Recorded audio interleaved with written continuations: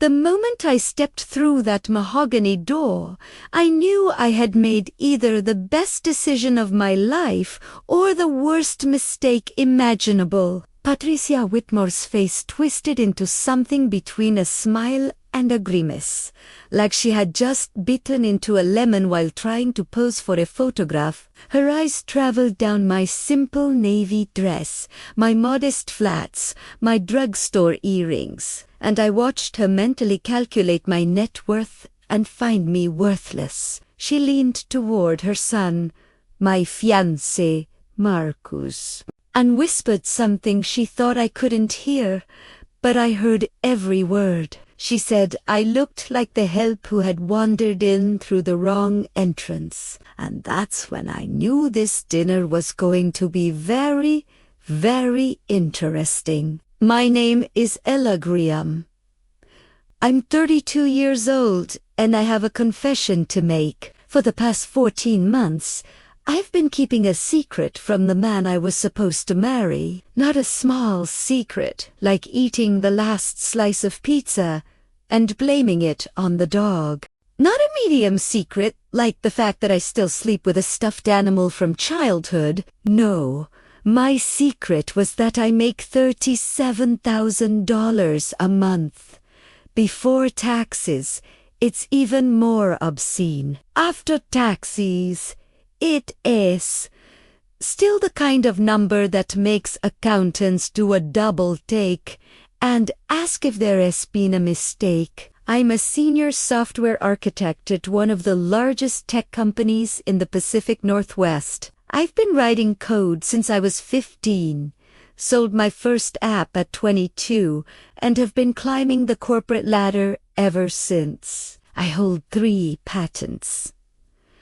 I've spoken at international conferences. I have stock options that would make your eyes water. And Marcus thought I was an administrative assistant who could barely afford her rent. I never actually lied to him. When we met at a coffee shop 14 months ago, he asked what I did, and I said I worked in tech. He nodded like he understood, then asked if I handled the scheduling for the I smiled and said something vague about supporting the team. He filled in the blanks himself, and I just never corrected him. Why would I do something like that? Why would I let the man I was dating, the man I was falling in love with, believe I was struggling financially when I could have bought his car 10 times over? Because I learned something a long time ago from the most important person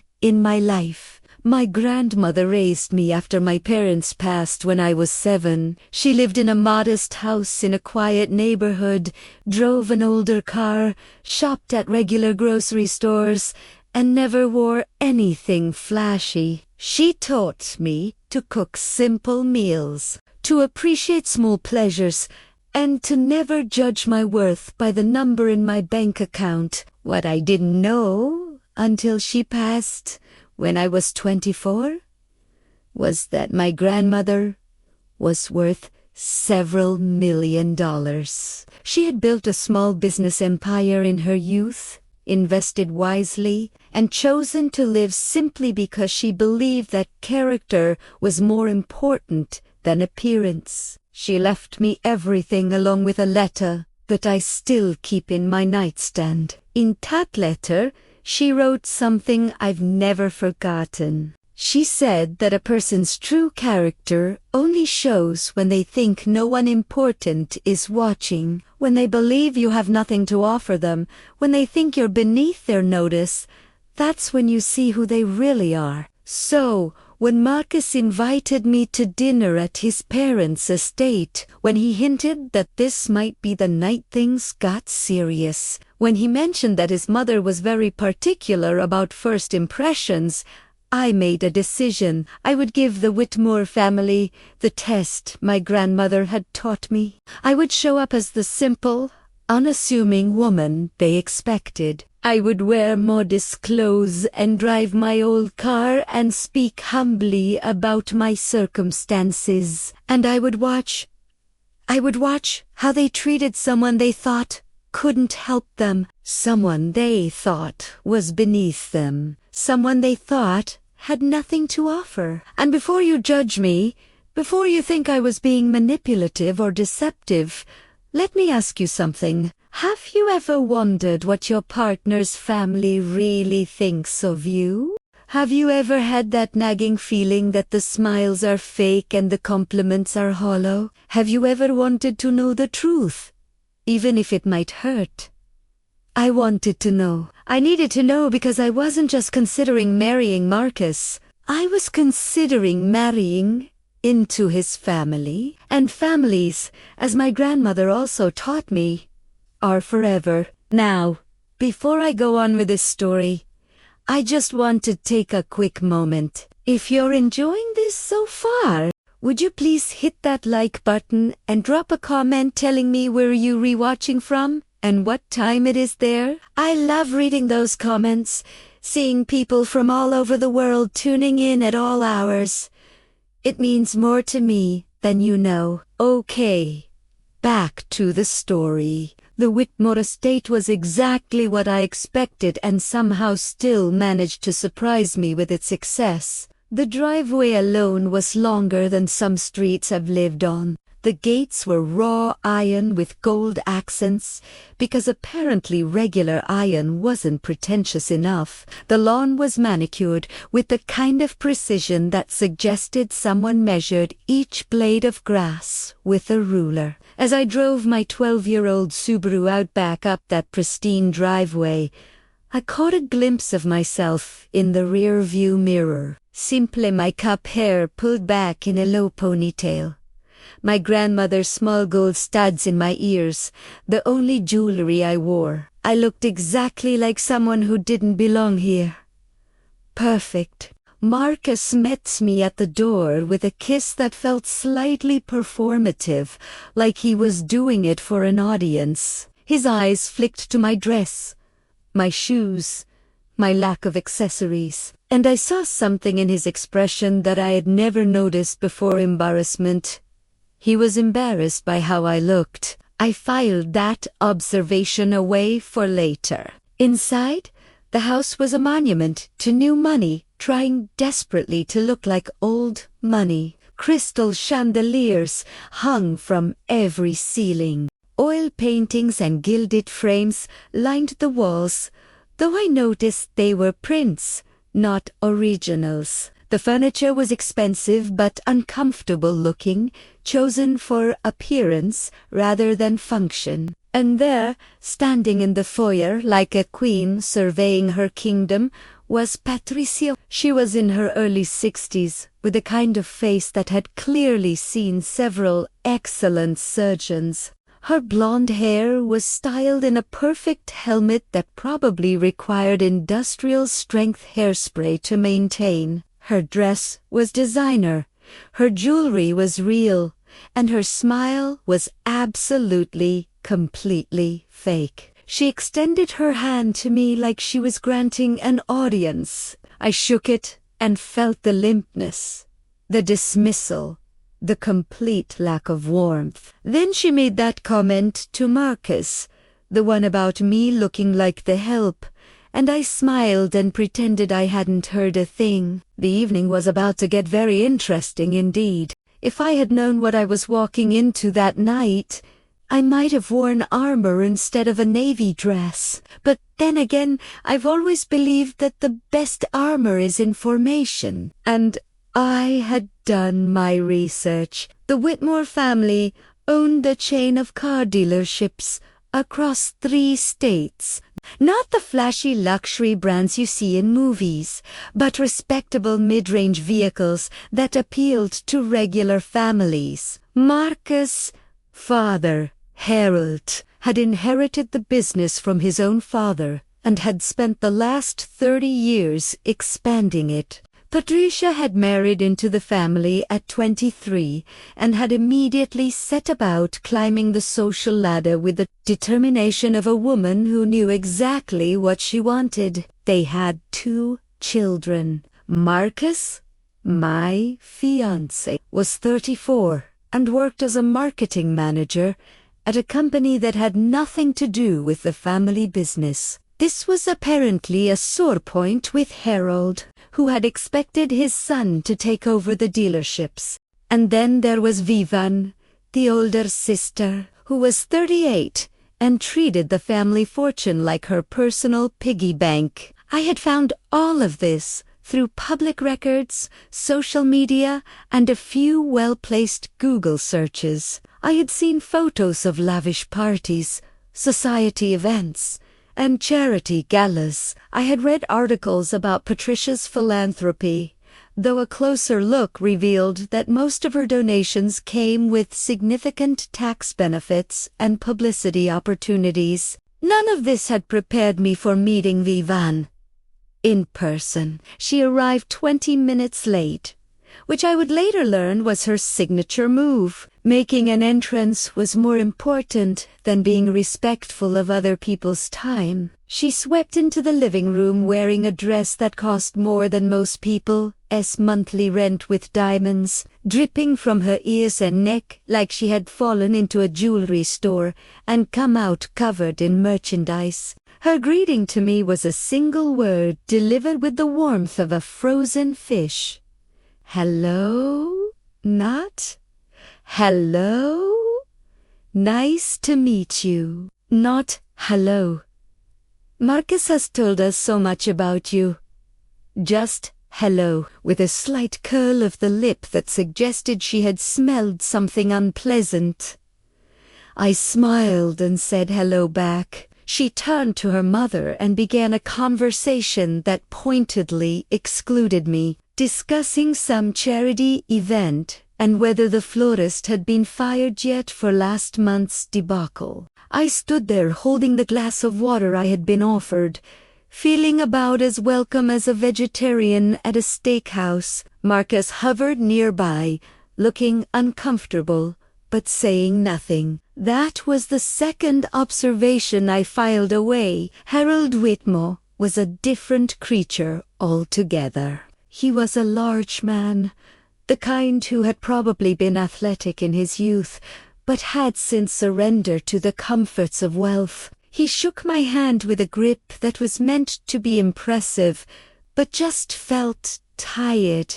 His eyes were shrewd, though, and I noticed him watching me with something that might have been curiosity. There was another guest at this dinner, someone I hadn't expected, an older gentleman named Richard Hartley, who was introduced as an old family friend and business associate. He was in his late 60s with silver hair and sharp eyes that seemed to miss nothing. When he shook my hand, his gaze lingered on my face with a flicker of recognition that confused me. Did I know him? Had we met somewhere before? I couldn't place him, and he didn't say anything. But throughout the evening, I would catch him staring at me with that same puzzled expression. Patricia led us into the dining room, which was decorated like someone had been given an unlimited budget and zero taste. The table was long enough to host a royal banquet. The chairs were upholstered in what I assumed was real silk, and the place settings included more forks than I had ever seen outside of a restaurant supply store. I counted them. There were 6 forks at each place setting, 6 for a single meal. I've seen surgeries performed with fewer instruments. Patricia noticed me looking at the silverware and smiled, that frozen smile of hers. She said she supposed I wasn't accustomed to formal dining, her voice dripping with false sympathy. I said that my grandmother always taught me that it's not the forks that matter, but the company you share the meal with. Patricia's smile tightened almost Vivian snorted into her wine glass, and dinner began. The first course was some kind of soup that I couldn't identify, but that probably cost more per bowl than my weekly grocery budget. Patricia used this time to begin what I would later think of as the interrogation. She asked where I had grown up. I said a small town in Oregon, which was true. She asked about my family. I said my grandmother had raised me, which was also true. She asked what my parents did. I said they had passed when I was young. Patricia made a sound that was supposed to be sympathetic, but came out sounding like a drain unclogging. She said how difficult that must have been growing up without proper guidance. I said my grandmother provided all the guidance I ever needed. Vivian leaned forward, her diamonds catching the light from the chandelier overhead. She asked what my grandmother had done for a living. I said she had been a businesswoman. Vivian's eyebrows rose slightly. She asked, "What kind of business?" I said, "Small ventures." Nothing too exciting. The truth, of course, was that my grandmother had built a company that she eventually sold for several $1,000,000. But that wasn't the kind of truth that would serve my purpose tonight. Patricia moved on to the next topic. She asked about my current job. I said I worked in tech. She asked if I was a secretary. I said I was more of a support role. Patricia nodded knowingly, as if this confirmed everything she had already decided about me. She said, "That was nice. That every team needed support staff." Marcus shifted uncomfortably in his chair, but still said nothing. And that's when Vivian decided to bring up Alexandra. Alexandra. The name dropped into the conversation like a stone into still water, sending ripples across the table. Vivian said the name so casually, as if she were mentioning the weather or the quality of the soup. She said she had run into Alexandra last week, that she was doing wonderfully, that her family's business was thriving. I watched Marcus's face carefully. Something flickered there, quickly hidden. Guilt, nervousness. It was gone before I could identify it. Patricia picked up the thread with the enthusiasm of someone who had been waiting for this opportunity. She said Alexandra had always been such a lovely girl, so accomplished, so well suited to their family's lifestyle. She had been Marcus' girlfriend for 3 years. Did I know that? I said I didn't. Patricia smiled. She said it was such a shame when they had parted ways. Everyone had expected them to end up together. Alexandra's family owned an import company that dealt in luxury vehicles, which would have been such a perfect match for the Whitmore dealerships. The implication was clear. Alexandra had been the right choice. I was not. I looked around the dining room and noticed for the first time that there were photographs on the wall behind me. I turned slightly in my chair and saw a gallery of family moments, Christmases, birthdays, graduations, and in at least 4 of those photographs, a beautiful dark-haired woman stood next to Marcus, her arm linked through his, her smile radiant. Alexandra. Patricia followed my gaze and said nothing, but her satisfaction was almost palpable. Vivian twisted the knife a little deeper. She said Alexandra was still single. Actually, such a surprise that no one had snatched her up yet, almost like she was waiting for something or someone. I turned back to the table and smiled. I said she sounded like a remarkable woman. This was clearly not the response Vivian had expected. She blinked momentarily, thrown off. Balance? Patricia recovered first. She said yes. Alexandra was remarkable. And then, with the subtlety of a sledgehammer, she added that she hoped I would unfeel too out of place in their world, given my more modest background. I asked what she meant by modest. Patricia's smile grew teeth. She said she understood that not everyone was born into certain advantages, that some people had to work ordinary jobs and live ordinary lives, that there was no shame in being common. Common. She had called me common. I felt something shift inside me, but I kept my expression neutral. I had come here to learn the truth about these people, and the truth was becoming very clear indeed. Marcus finally spoke up. He said his mother didn't mean anything by that she was just being protective of him. Patricia patted his hand and said, "Of course, she was protective. A mother always wants the best for her son." The unspoken conclusion hung in the air like smoke. "And you are not the best." Harold cleared his throat and attempted to change the subject. He asked about my hobbies, whether I had any interests outside of work. I said I enjoyed reading, hiking, cooking, simple meals. Nothing fancy. Vivian laughed and said that was adorable, like a child listing their favorite activities. Richard, the family friend, spoke for the first time since we'd sat down. He said he thought there was something to be said for simple pleasures, that his own grandmother had lived a modest life and been the happiest person he had ever known. Patricia shot him a look that could have curdled milk. Richard ignored her and continued looking at me with that strange, searching expression. He asked what my grandmother's name had been.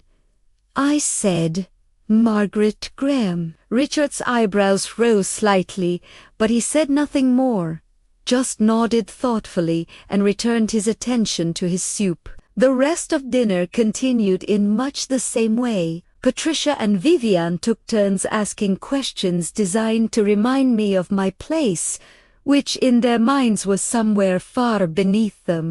Marcus occasionally made weak attempts to defend me, but his heart clearly wasn't in it. Harold stayed mostly silent, watching the proceedings with the tired resignation of a man who had learned long ago that arguing with his wife was pointless.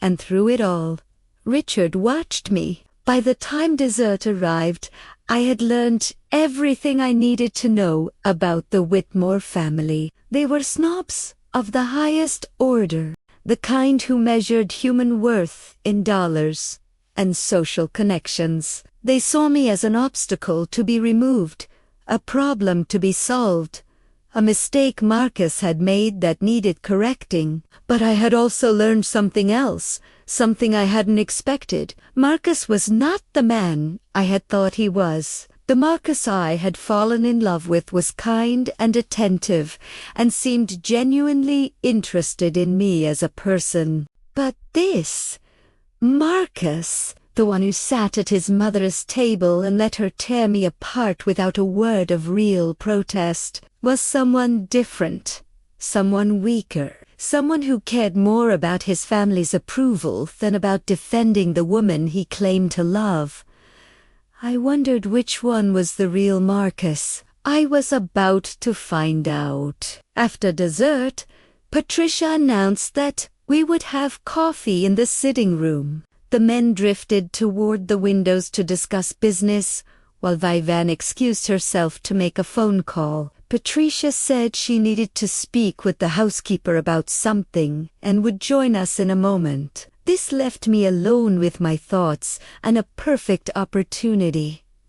I excused myself to find the bathroom. Marcus pointed me toward the back of the house, down a long hallway lined with more pretentious artwork. I walked slowly, taking in the details. The house was impressive from a purely financial standpoint, but it felt cold, empty, like a museum that no one actually lived in. The bathroom was easy to find, but I wasn't really looking for it. What I was looking for was information, understanding, some clue that would help me make sense of the evening. I found something much better.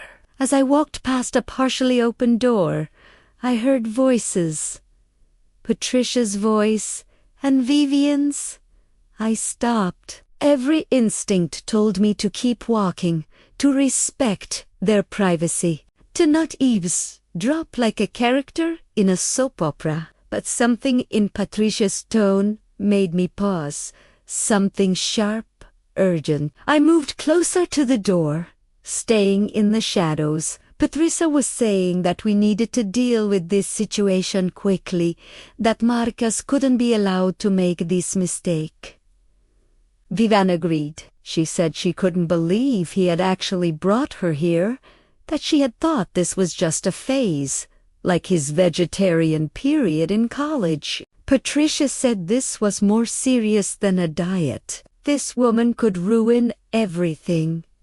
I felt my heart beating faster. They were talking about me. Of course, they were talking about me. But what came next was what really made my blood run cold. Vivian said the timing couldn't be worse. She said they needed the merger with the Castellano family to go through, and Marcus needed to be with Alexandra for that to happen. Castellano. That was Alexandra's family name. The luxury car importers. Patricia agreed. She said the dealership was in trouble, that they needed the Castellano partnership to survive the next fiscal year. I felt the floor shift beneath me. The Whitmore dealerships were in financial trouble. I'd suspected something from my research, but this confirmed it. Vivian continued. She said Marcus was supposed to keep Alexandra interested while they worked out the details. That was the plan. Alexandra's family would invest in the dealerships, and in return, they would get access to the Whitmore distribution network. Patricia said Marcus had assured her that he was keeping his options open with Alexandra. Options open. While he was proposing to me, I leaned against the wall. My mind raced. This wasn't just snobbery. This wasn't just a family who didn't like their son's girlfriend. This was calculated, strategic. Marcus wasn't just a weak man who couldn't stand up to his mother. Marcus was using me, but for what? Why keep me around if Alexander was always the plan? Vivian answered my unspoken question. She said Marcus was such a fool. He actually seemed to like this little secretary, this nobody. He was supposed to use her as a placeholder until the deal with Alexandra was finalized, but he was getting attached. A placeholder. That's what I was. A placeholder, a distraction, someone to keep Marcus occupied while the family worked out their business arrangements. Patricia said they would handle it. She said they would make the engagement announcement tonight, get Marcus publicly committed to this girl, and then find a way to break them up before the wedding. Once they had Alexandra secured, they would discover some terrible secret about me that would justify ending the engagement. Vivian asked, "What terrible secret?" Patricia said they would invent one if necessary. I stood in that hallway, frozen, listening to two women plan the destruction of my relationship like they were planning a dinner party. And then Vivian said something that made everything even worse. She said at least the girl was too stupid to suspect anything, that Marcus had picked well in that regard. She was naive, trusting, probably just grateful that someone like Marcus had noticed her at all. Patricia laughed and agreed. I stepped back from the door, moving silently down the hallway. My hands were shaking, but not with hurt, with anger. They thought I was stupid. They thought I was naive. They thought I was so desperate for love that I would accept whatever crumbs they threw my way. They had no idea who they were dealing with. I found the bathroom, splashed some cold water on my face, and looked at myself in the mirror. The woman looking back at me was not broken. She was not devastated.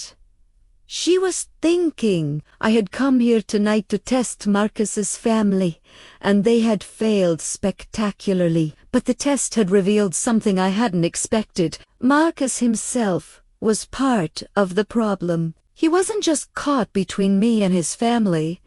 He was actively deceiving me. The question now was what to do about it. I could confront him. I could walk out there right now and tell everyone exactly what I had heard. I could create a scene, expose their plans, and leave this house forever. But that would be too easy, too quick. They would dismiss me as emotional, dramatic, bitter. They would tell themselves that I was just proving their point about me. If I was going to respond to this betrayal, I would do it my way on my terms, with a plan that they would never see coming. My grandmother had taught me many things, but one lesson stood above all others. She said that when someone underestimates you, they have given you a gift. The gift of surprise. Patricia and Vivian had just given me the greatest gift of all. They had no idea what I was capable of. I fixed my makeup, smoothed my hair, and walked back to the sitting room with a smile on my face. The game was just beginning. When I returned to the sitting room, something had changed. The furniture had been rearranged slightly, the lighting adjusted. Patricia was standing by the fireplace with a look of barely concealed anticipation. Harold had positioned himself near the doorway, looking uncomfortable. Vivian was pretending to examine a painting, but I caught her glancing at Marcus with a smirk, and Marcus was standing in the center of the room, looking nervous. Too nervous. He turned when I entered, and his face broke into what was supposed to be a loving smile. He walked toward me, took my hands in his, and said he wanted to ask me something. I felt the trap closing around me. Marcus said that he knew we had been together very long, and that his family could be a little overwhelming at first. But he said he knew what he wanted. He said he wanted me, and then he got down on one knee. The ring he produced was large and flashy. Exactly the kind of thing Patricia would approve of. It was also, I noticed, immediately of questionable quality. The diamond was cloudy, the setting uneven. It was the kind of ring that looked impressive in dim lighting, but would reveal its flaws in the harsh light of day. Much like the man holding it, Marcus asked me to marry him. Behind him, Patricia was beaming. This was clearly the plan. The first step in their strategy. Get Marcus publicly committed to me, then find a way to dispose of me later. In the meantime, they would use the engagement to keep Alexandra waiting, dangling the promise of Marcus while they worked out their business arrangements. I understood all of this in the space of a heartbeat. I also understood that I had a choice to make.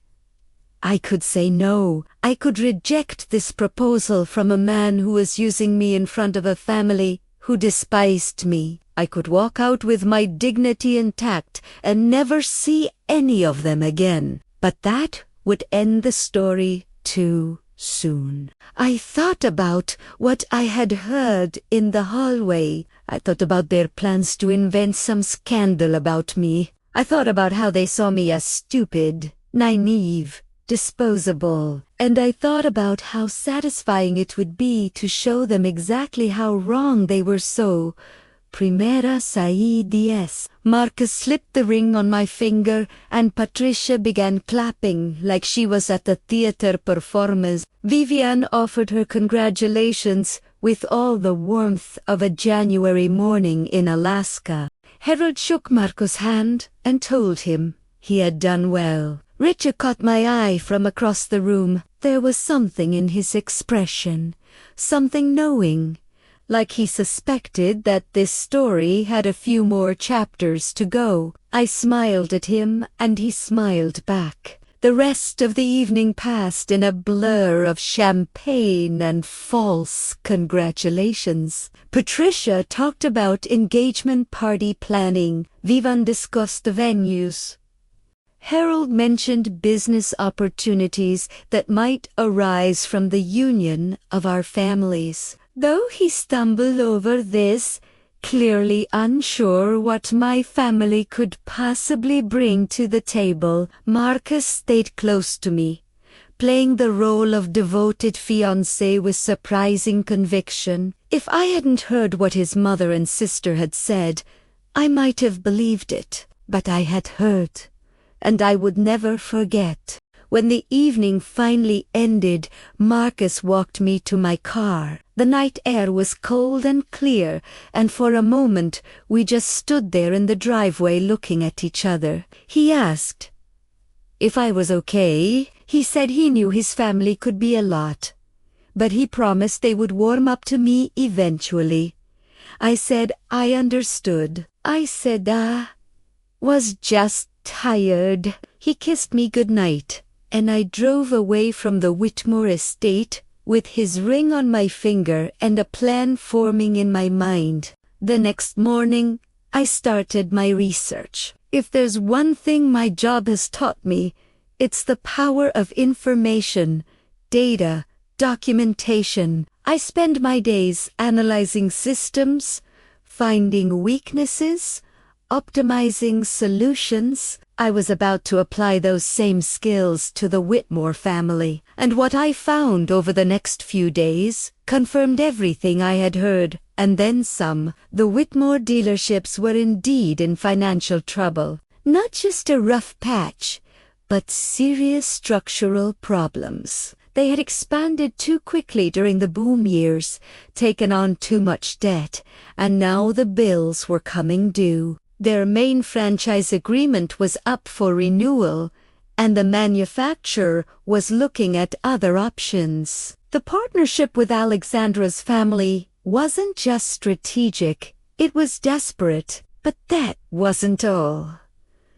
As I dug deeper, I found something else. Something that the Whitters probably thought was hidden forever. Vivian had been embezzling from the family business. The amounts were small at first, hidden in expense reports and petty cash accounts, but over the years they had added up. Hundreds of thousands of dollars siphoned off to fund her lifestyle, while the company struggled. I printed out everything I found. Legal documents, financial statements, records of suspicious transactions, and then I started making phone calls. My grandmother's name still carried weight in certain circles. The business contacts she had cultivated over decades remembered the Graham family with respect. When I reached out, they were happy to talk. One of those contacts happened to know Richard Hartley, and Richard, it turned out, had his own history with the Whitmore family. They had cheated him on a business deal years ago. Nothing illegal, just unethical enough to leave a bitter taste. He had been waiting for an opportunity to even the score. I was about to give him that opportunity. Before we continue, I just want to say something from my heart. This channel means so much to me, and every single like, every comment, every subscription helps more than you know. If you're enjoying this story, would you please take just 2 seconds to hit that subscribe button? It really makes a difference. Thank you. Now, back to what happened next. The next few weeks were an exercise in patience and performance. I played the role of the happy fiancé with the skill of an award-winning actress. I attended family dinners at the Whitmore estate. I listened to Patricia's passive-aggressive comments with a smile. I watched Vivian flaunt her designer clothes and expensive jewelry, knowing exactly where the money had come from. And I watched Marcus. He was different now, or maybe I was just seeing him clearly for the first time. The attentiveness I had once found charming now seemed calculated. The compliments felt rehearsed, and his phone, which he guarded with increasing vigilance, buzzed with messages that he quickly hid from view. I knew who was texting him. I had seen the name flash across his screen more than once. Alexandra. One evening, I told Marcus I was working late. Instead, I parked near the restaurant where he was supposed to be meeting a client. He wasn't meeting a client. He was meeting her. I watched through the window as they sat together at a corner table, their heads close together, their body language unmistakably intimate. At one point, he took her hand across the table. At another, she laughed at something he said and touched his face. I took photographs, not because I needed evidence for any legal purpose, but because I wanted to remember this moment. I wanted to remember exactly who Marcus Whitmore really was. He wasn't just weak. He wasn't just a mama's boy. He was a liar and a cheat, actively maintaining 2 relationships while his family orchestrated the outcome from behind the scenes. The rage I felt in that moment was white-hot and purifying, but I didn't act on it. Not yet. Instead, I went home and added the photographs to my growing file. Richard and I had been meeting regularly, always in secret. He had his own documentation of the Whitmore's questionable business practices. He knew people who had been hurt by their dealings over the years. He was more than willing to help bring them down, but he asked me why. He said he understood his own motivations, but he wanted to know mine. Was this just about revenge, or was it something more? I thought about his question for a long time before I answered. I said it wasn't about revenge. It was about truth. I said the Whitser had spent their lives using their money and position to manipulate people. They treated anyone they deemed beneath them as disposable. They were raising Marcus to be the same way, and they would keep doing it to others long after I was gone. I said someone needed to show them that their money couldn't protect them from consequences. Richard nodded slowly. He said my grandmother would be proud. That was the moment I knew I had made the right choice. The engagement party was set for 3 weeks later. The Whitmores were hosting it at their estate, inviting everyone who mattered in the business community. Patricia was treating it like a coronation, an opportunity to show off her perfect family to the world. She had no idea what was coming. I spent those 3 weeks preparing. I coordinated with Richard. I made strategic calls to industry contacts. I even reached out to the car manufacturer that was considering dropping the Whitmore dealerships. They were very interested in what I had to share. And then the night before the party, I did one last thing. I gave Marcus one final chance to be honest. We were sitting in his apartment, going over last-minute details for the party. I asked him casually how he felt about us, about our future. He said he was excited. He said he couldn't wait to marry me. I asked if there was anything he wanted to tell me, anything at all. He looked at me with those blue eyes that I had once found so charming. He said there was nothing. He said I was everything he had ever wanted. I asked about Alexandra. His face went pale. He recovered quickly, but I had seen the flash of fear in his eyes. He said Alexandra was just an old friend, nothing more. I nodded and said I understood, and in that moment, I did understand. I understood that Marcus would never tell me the truth. He would lie to my face for as long as it served his purposes. He was his mother's son, through and through. The next evening, I put on a dress from my real closet, not the modest navy number I had worn to that first dinner. This was designer, elegant, worth more than everything Patricia was wearing combined. I looked at myself in the mirror and smiled. It was time to show the Whitmore family exactly who they had underestimated. The Whitmore estate had been transformed for the engagement party. White tents dotted the manicured lawn. Crystal chandeliers hung from temporary structures, casting prismatic light across the gathering crowd. A string quartet played tasteful classical music near the fountain. Waiters in crisp uniforms circulated with champagne and hors that probably cost more per bite than some people's hourly wage. Patricia had outdone herself. This wasn't just a party. This was a statement. I pulled up in my usual Subaru, watching the valet's expressions as they tried to reconcile my modest vehicle with the parade of Mercedes and BMWs that had preceded me. One of them actually asked if I was with the catering company. I smiled and handed him my keys. The walk from the parking area to the main tent felt like a runway. With every step, I shed the persona I had been wearing for the past 3 weeks. The nervous girlfriend, the grateful fiancé, the simple woman who should be thankful for Patricia Whitmore's grudging acceptance.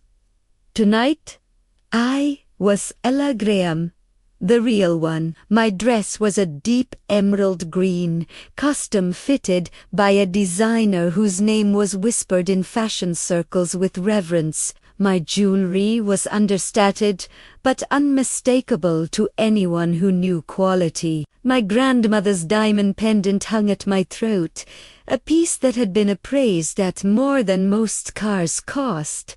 My watch was a limited edition that only 50 people in the world owned. I had spent the past 14 months hiding who I was. Tonight, I would stop hiding. The first person to notice me was a woman I didn't recognize, someone's wife or girlfriend standing near the entrance to the main tent. She looked at me, did a double take, and then whispered something to her companion. They both stared.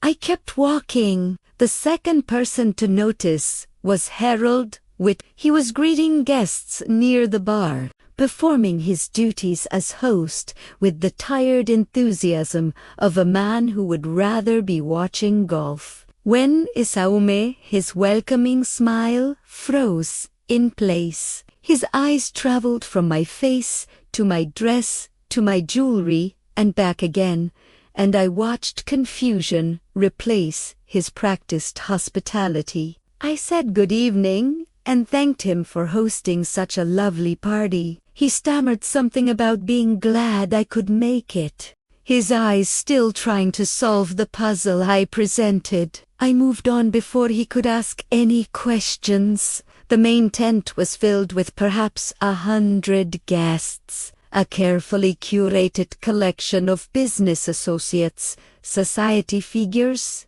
and family friends. I recognized some faces from my research.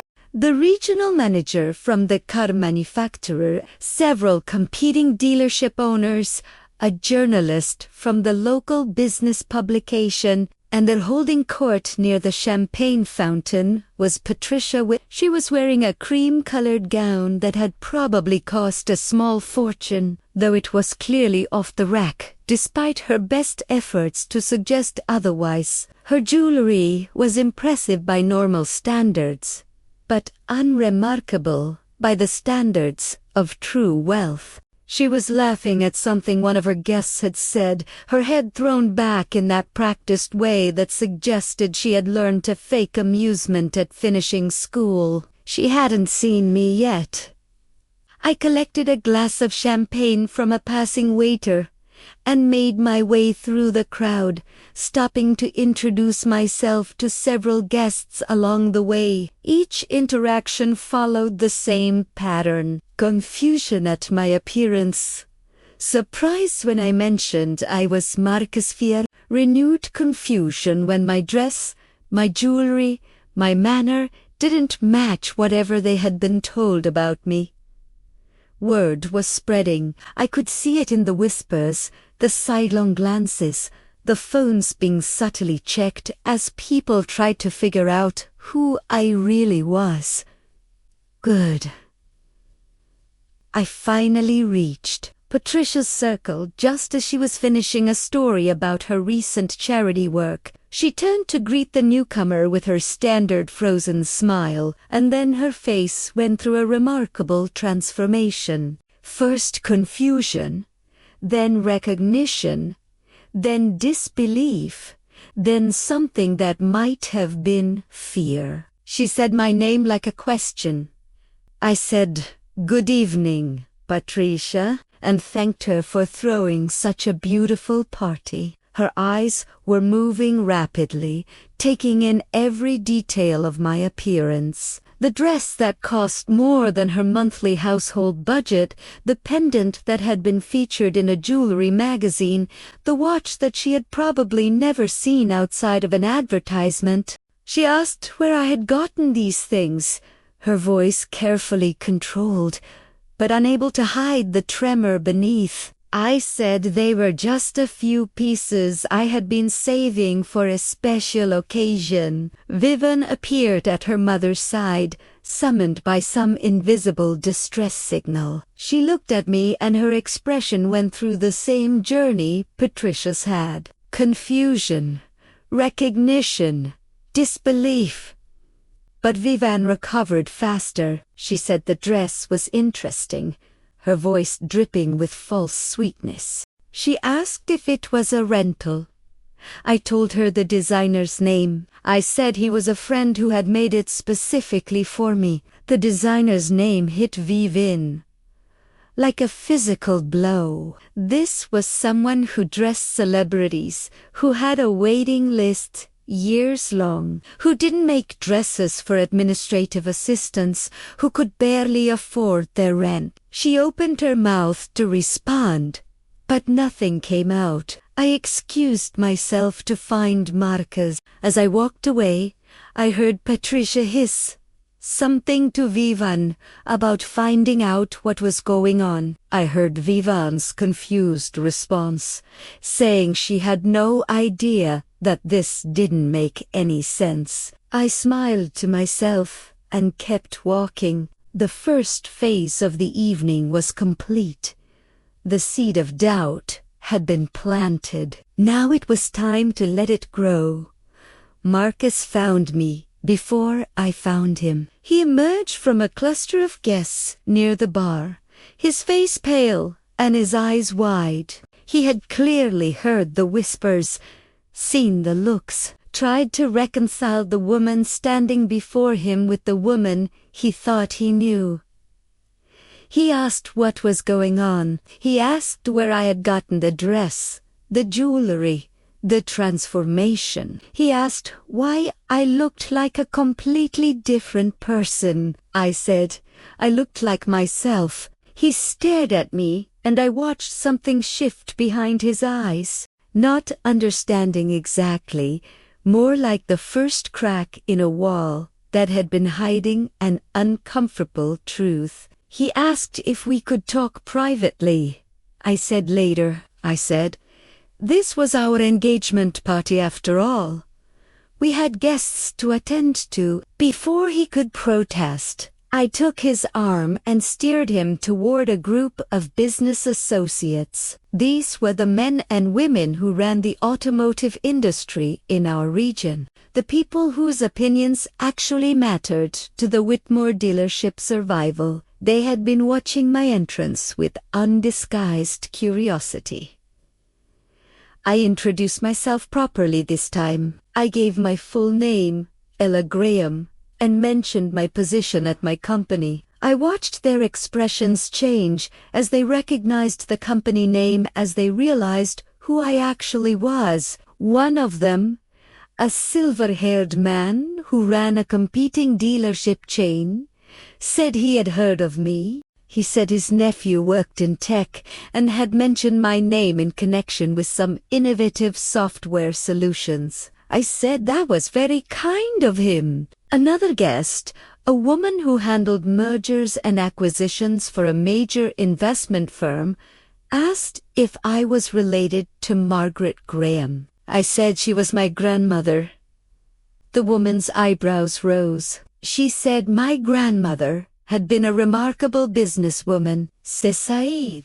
The Graham name still carried significant weight in certain financial circles.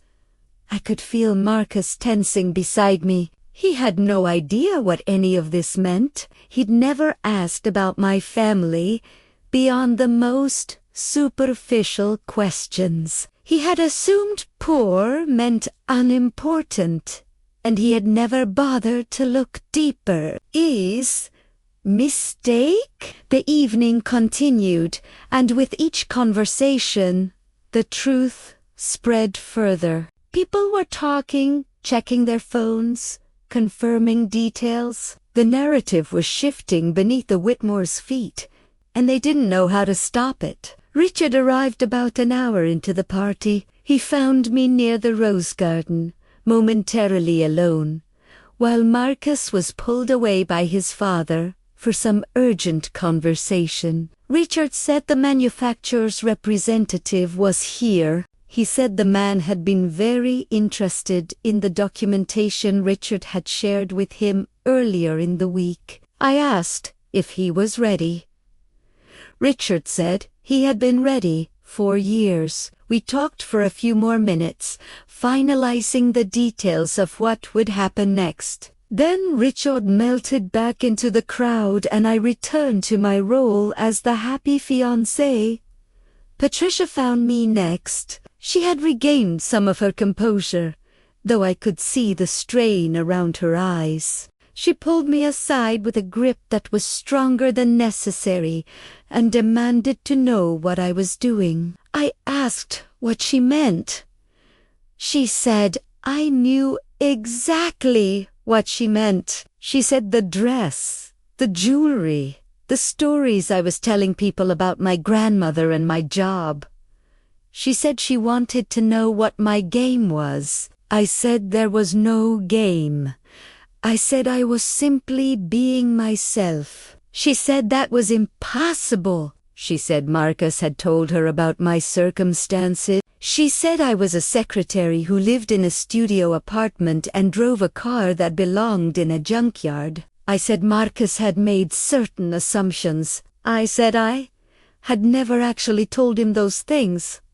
Patricia's face went very still. I said I worked in tech, which was true. I said I had a support role, which was also true since architects support the development teams. I said I had never claimed to be poor. I said I had simply never corrected their assumptions. She asked why. I looked at her directly. I said, my grandmother taught me that a person's true character only shows when they think no one important is watching. I said I wanted to know who the Whitmore family really was. Patricia's face drained of color. I said, now I knew. Before she could respond, the string quartet stopped playing. Harold Whitmore's voice came over the speaker system, announcing that it was time for the official toasts and speeches. Patricia looked at me with something that might have been fear. I smiled and walked toward the stage. The main event was about to begin. The stage had been set up at the far end of the main tent, decorated with flowers and soft lighting that was probably meant to be romantic, but instead felt like a spotlight waiting for its moment. Harold stood at the microphone welcoming guests and thanking them for coming to celebrate this special occasion. He talked about family, about tradition, about the importance of strong partnerships in both business and life. His eyes kept darting to Patricia, who was making her way through the crowd toward the stage with the determination of a general approaching a battlefield. She reached the microphone just as Harold was finishing his remarks. She took over smoothly, her composure firmly back in place, her smile as frozen and perfect as ever. She said she was so pleased to welcome everyone to the celebration of her son's engagement. She said Marcus had found himself a wonderful young woman, someone who would be a perfect addition to the Whitmore family. She said they had exciting plans for the future, plans that would ensure the Whitmore legacy continued for generations to come. Then she began to hint at business opportunities. She talked about growth and expansion. She talked about new partnerships and strategic alliances. She talked about the Whitmore dealerships entering an exciting new chapter. I watched the manufacturer's representative shift uncomfortably. I saw Richard catch his eye and nod almost impassibly.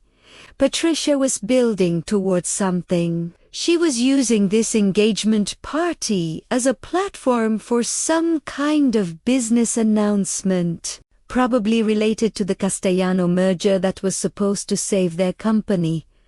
She called Marcus to the stage. He climbed the steps looking nervous, though he was trying to hide it behind his practiced smile. He stood beside his mother and looked out at the crowd, searching for me, his expression complicated. Patricia said there was one more person who should be on this stage. She said she wanted to welcome her future daughter-in-law, the woman who had captured her son's heart. She said my name, and the crowd turned to look at me. I set down my champagne glass and walked toward the stage. The tent was silent except for my footsteps.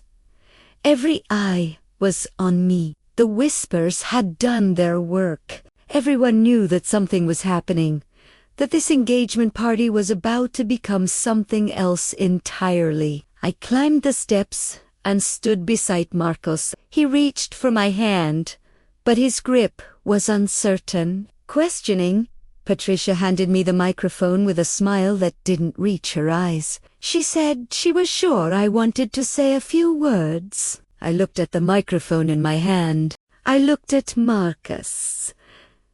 I looked at Patricia, who thought she was in control. I looked at the crowd filled with people who could make or break the Whitmore family's future. I said, yes, I did want to say a few words. And then I began to speak. I said I wanted to thank Patricia for the warm welcome she'd given me. I said I wanted to acknowledge the Whitmore family for showing me exactly who they were over the past few weeks. Patricia's smile flickered. I said, when I first came to this house, I made a decision. I decided to let the Whitters see a simple version of me, a woman without expensive clothes or impressive credentials, a woman they might consider beneath their notice. The crowd was utterly silent. I said I wanted to see how they would treat someone they thought couldn't help them, someone they thought had nothing to offer. Someone they thought was, in Patricia's words, common. Patricia's face went white. I said what I had found was illuminating. I described the dinner where I had been compared unfavorably to my fiancé's ex. I described the whispered insults Patricia thought I couldn't hear. I described being called the help, being called common, being called a gold digger by people who knew nothing about me. Marcus was staring at me now. his face a mask of horror, I said. And then I heard something I wasn't supposed to hear. I described the conversation in the study. I described Vivan and Patricia discussing how to remove me from Marcus's life. I described learning that I was just a placeholder, someone to keep Marcus occupied while the family arranged his real future with Alexandra. Gasps rippled through the crowd. I said, I discovered that the Whitmore dealerships were in serious financial trouble. I said, I learned they were desperate for a merger with the Castano family to survive. I said I found out that Marcus had been keeping his options open with Alexandra the entire time we were together. I pulled out my phone and showed a photograph on the screen. Marcus and Alexandra at the restaurant holding hands across the table. I said this was taken 2 weeks ago while Marcus was supposedly working late. The crowd erupted in whispers. Marcus grabbed my arm. He said this wasn't what it looked like. He said he could explain. I said he had already explained. I said I had given him the chance to be honest the night before and he had chosen to lie. I turned back to the crowd. I said there was more. The tent had become completely silent again. Every person in that crowd understood they were witnessing something unprecedented. The comfortable rules of society events had been suspended. The masks were coming off. I said I had spent the past few weeks researching the Whitmore family business. I said I had found some interesting things. I mentioned the financial records, the overextended credit, the declining sales, the franchise agreement that was about to be terminated. Harold Whitmore's face had gone grey. I said I had also found evidence of something more serious. I looked directly at Vivan, who was standing near the back of the tent, frozen in place like a deer caught in headlights. I said Vivan Whitmore had been embezzling from the family company for years. I said the amounts had started small, but had grown over time. I said the total was now in the hundreds of thousands of dollars. Vivan's husband turned to look at her with an expression of pure shock. Vivan shouted that was a lie. She said, I had no proof. She said, I was just a bitter woman trying to destroy their family. Richard stepped forward from the crowd. He said he had proof. He walked toward the stage carrying a folder that I knew contained years of documentation. Bank records, expense reports, transaction histories. Everything needed to prove exactly what Vivan had done. He handed the folder to the manufacturer's representative, who had moved closer to the stage with the look of a man whose worst suspicions were being confirmed. Richard said he had been waiting a long time for this moment. He said the Whites had cheated him on a business deal 15 years ago, and he had never forgotten. He said when Ella had approached him with evidence of their current misdeeds, he had been happy to contribute what he knew. Patricia found her voice. She said, this was outrageous. She said we had no right to make these accusations. She said she would sue us for defamation. I said she was welcome to try. I said everything I had shared was documented and verifiable. I said the financial records were public information available to anyone who knew where to look. I said the evidence of Vivan's embezzlement had been compiled from sources that would hold up in any court. I looked at Marcus, who was still standing beside me, looking like a man whose entire world had collapsed. I said there was one more thing. I reached up and removed the engagement ring from my finger. The cloudy diamond caught the light, revealing all its flaws. I said I would not be marrying Marcus Whitmore. I said I had never intended to. Not after I learned the truth about him and his family. I said the only reason I had said yes to his proposal was to give them enough rope to hang themselves. I handed the ring back to Marcus. I said he should give it to Alexandra. I said she was clearly the one he actually wanted. Marcus's face crumpled. He said that wasn't true. He said he had feelings for me. He said the thing with Alexandra was just business, something his mother had arranged. I said that was exactly the problem. I said he had let his mother arrange his life, his relationships, his future. I said he had never once stood up for me when his family attacked me. I said he had lied to my face about Alexandra, even when I gave him the chance to be honest. I said a man who couldn't be honest with the woman he claimed to love was not a man I wanted to marry. The crowd was absolutely silent. I turned to face them one final time. I said I was Ella Graham. I said I was a senior software architect who had built a career through hard work and integrity. I said I made more money in a month than most people made in a year. And I lived simply because my grandmother had taught me that wealth was not the measure of a person's worth. I said the Widders had shown me their true character. They had revealed themselves as people who judged others by their bank accounts and social status. They had treated me with contempt because they thought I had nothing to offer them. I said that was the kind of character that would eventually destroy them with or without my help. I set the microphone down on the podium and walked off the stage. The crowd parted for me like water. No one spoke. No one tried to stop me.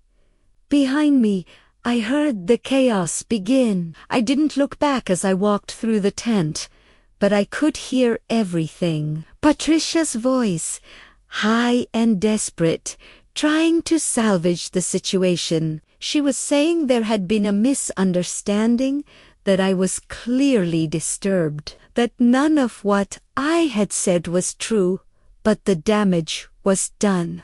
I could hear the manufacturer's representative speaking into his phone, his voice clipped and professional. I could hear other guests murmuring, some already heading for the exits, wanting to distance themselves from the disaster unfolding before them. I reached the edge of the tent and paused.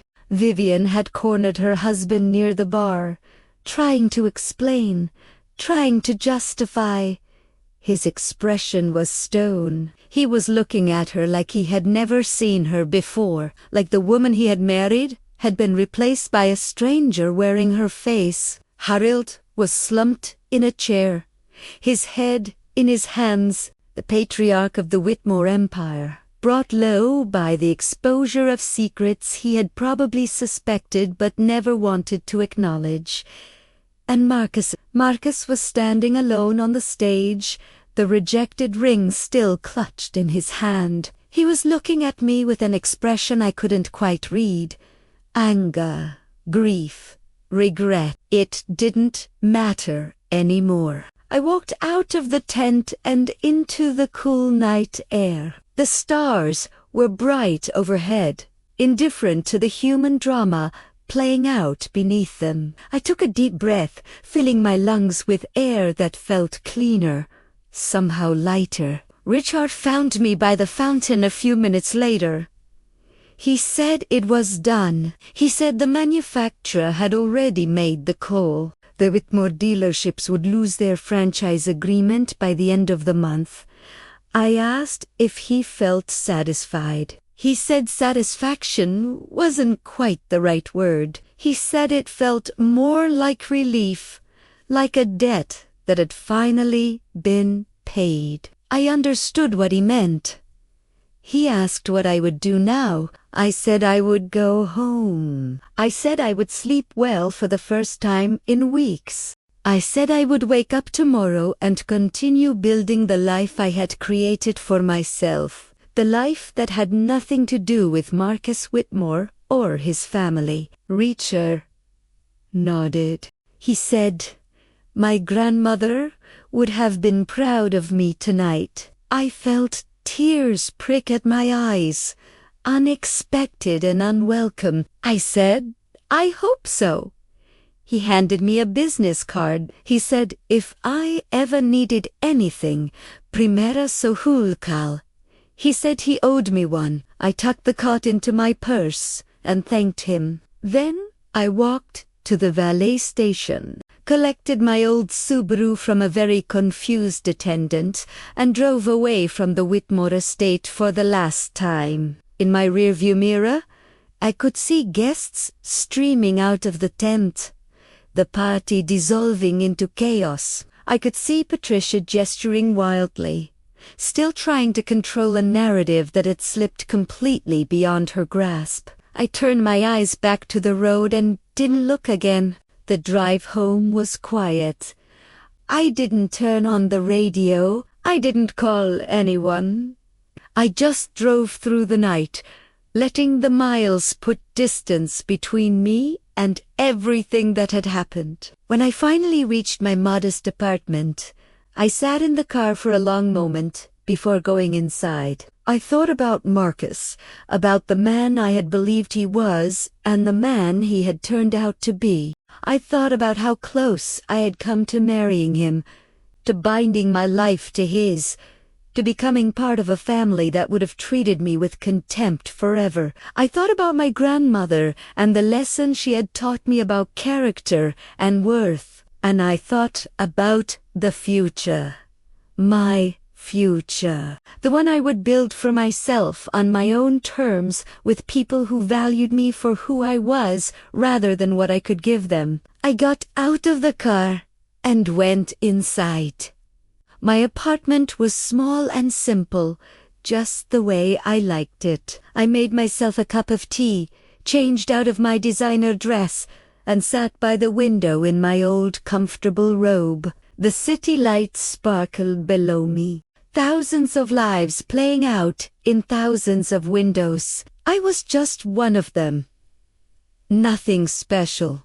Nothing extraordinary. And that was exactly how I wanted it. 1 week later, I was sitting at my kitchen table with my morning coffee when my phone buzzed with a news alert. The headline read, "Whitmore Automotive facing closure after franchise termination." I read the article slowly, absorbing the details. The manufacturer had officially ended their partnership with the Whitmore dealerships, citing concerns about financial management and ethical practices. Without the franchise agreement, the dealerships couldn't sell new vehicles. Without new vehicle sales, the business couldn't survive. The article mentioned that several former business partners had come forward with their own complaints about the Whitmore family's practices. It mentioned that an internal investigation had revealed financial irregularities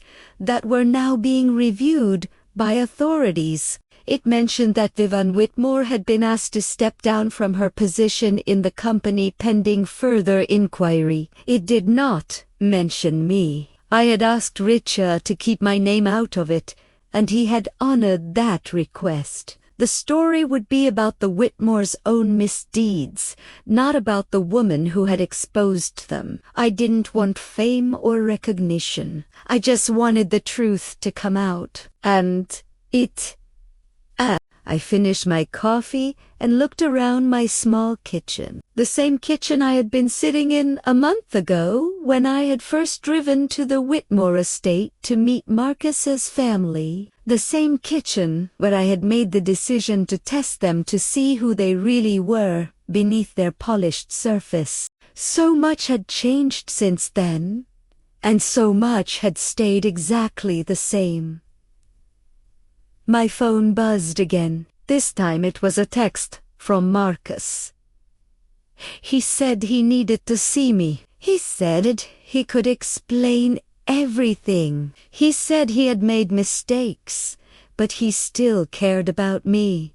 He asked if we could meet for coffee just to talk. I looked at the message for a long moment. Then I deleted it without responding. Some doors, once closed, should stay closed. I stood up and walked to my window, looking out at the morning sun rising over the city. It was going to be a beautiful day.